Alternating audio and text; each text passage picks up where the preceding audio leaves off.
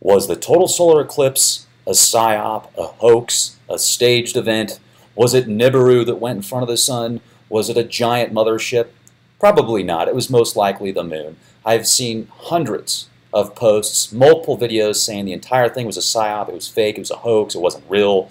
But I've also seen tons of people say that space isn't real and that we're actually living inside of a petri dish, which living inside of a petri dish might make sense. But with that said, I do want to share with you an article that came out in 1932, August 14th, the New York Times, specifically showing that there will be another eclipse August 21st, 2017.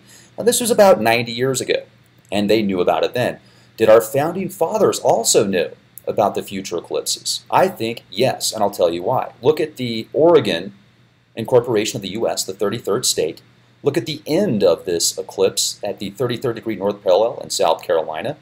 I think there's many synchronicities that link up as a foretelling or knowledge beforehand. Also, if you go back to ancient Mesopotamia, we do know that the Sumerians were given knowledge, math, and information about the stars and the planets that they couldn't see from a civilization previous to them.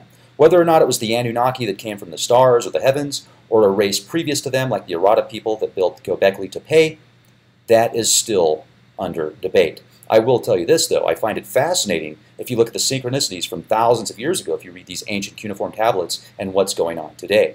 I also feel that many of these tablets were put together by people that had specific agendas and worked for specific people as well. Particular scribes got paid to say something in particular. Now, it could be a 7,000-year-old National Geographic. It could be a 7,000-year-old National Enquirer.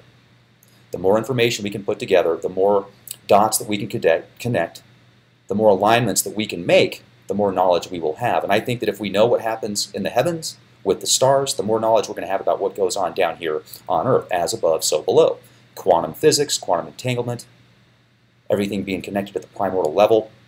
I met some amazing people out there in Smiths Ferry, Idaho. I will tell you this, when I started the trip driving through northern Utah, then hitting Idaho, I thought that they were blasting the sky so I would be able to see them because they were completely silver haze. And I looked at the weather reports that said blue skies, sunny weather.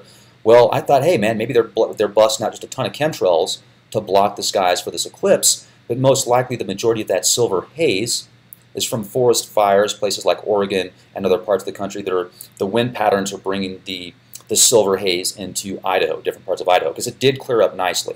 Now, I do think that there are chemtrails also that affect that a little bit, but I did just want to clarify that. Idaho is one of the most amazing states I've been to. I traveled that state extensively through a bunch of back roads recently. Amazing people, kind vibes that give you the shoes off their feet if you needed them to get home. They're that kind of people. Wonderful people. And I'll tell you this, the state is absolutely gorgeous. I traveled hundreds of miles through these back roads because when the eclipse was over, there was a one-lane road from Smiths Ferry to Boise, and it took me 2 hours to travel about 15 miles. I was, well, maybe a little bit more than that, maybe 20 miles or so. But we turned off in this place called Burley out there in Idaho. We followed that road east a bit, and there was this dirt road that took us through several small towns. It took us through several apexes of mountains. We were at least 10,000 feet up, probably even higher, probably closer to 11,000 plus elevation. And just fantastic. We made it back and then checked in. I had an opportunity to meet the people that do the Watcher programs. I might be speaking at a couple events that they have coming up.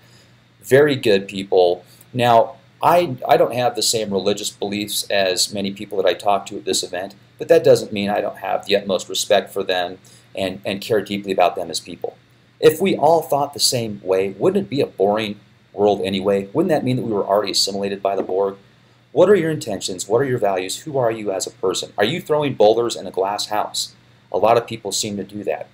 And I'll tell you, the vibes that I got from Paul were top-notch. The vibes that I got from Scotty Clark, top-notch. Many people out there. There were people out there that came from Costa Rica. Very nice people. One guy actually, he said he's been watching my show for a while. He said he used to think I was crazy. Now he knows I'm just looking for the truth. And just such kind vibes. I mean, he was giving me his personal testimony about how he believes in the Christ and Jesus as the Savior. And I thought it was awesome. Very, very good people out there. So for all of the haters out there on either side of the coin, let's just get rid of that. Could you imagine the difference we could make if we worked together? even if we had different religious beliefs or spiritual beliefs, if we could work together and help others, wouldn't that get rid of a lot of the crap that's out there today? Now, I'm also going to share some images with you guys that were taken by some really nice people that I met that came down from Alberta. So I'd like to personally thank you guys as well for taking these images and sharing them with me so that I can share them with the world. Somebody said that, hey, why are you showing mainstream media images of the eclipse? These aren't mainstream images. These were actually taken from somebody at the Smiths Ferry location. And once again, thank you very much. I'm going to share that with you guys now. Okay, this was my favorite part of the eclipse right here. When it became completely dark, I still had my glasses on, and Scotty was like, "Hey, take off your glasses." And I took off my glasses, and this is what I saw. Before that, I had an opportunity to look at the sun turn into the moon, or what looked like the moon, just a little sliver. I'll share a few pictures with you here. And then it went the other way, which is really cool. And there's just so many people out there that are saying that they think that this was they think that this was just a hoax. They think it was a sun simulator, something went in front of the sun simulator, some type of alternative planet or something like that. Well, let me ask you this. The moon is the perfect size, and the sun is the perfect size, and where they're aligned to get a solar eclipse. So if another planet blocked the sun, what would its dimensions have to be? How far away from the Earth and the sun would it have to be? Is this just a giant hologram? I don't think so. When you watch it and you see it, especially the total solar eclipse, when you're in the perfect path, it makes you realize, at least it made me realize, and I've thought about this many times before, and when I was 19 years old I had visions of this. The atoms that have protons and neutrons and electrons that oscillate in specific frequencies, that go in orbits, etc. It seems like the moons and the planets and the stars all do the same thing, just at a different level. And even size is perspective, is an illusion. If space is infinite, how is anything larger than the other in infinity?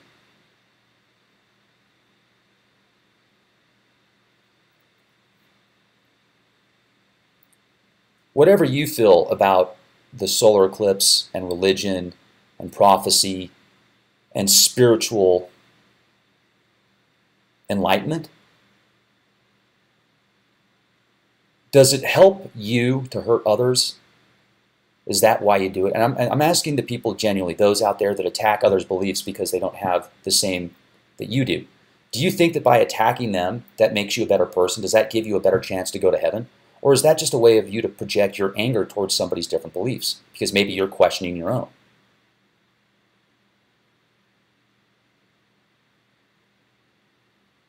I'll be heading back here shortly to the home base in Texas. I'm not really excited to go back to Texas, but hey, I've got my studio out there. I'm missing my paintings, and I'm missing the vibes. Also, I'm going to be sharing with you guys a lot more stuff on some of the ancient texts. I know we've been taking a little bit of time off on that, and some people have been asking me to get back into that. I'm also going to share with you as much as I can on anything that comes to the surface and is not shared in the mainstream media. Have a wonderful day, everybody. Be excellent to each other. Be kind to each other. And be the change you want to see.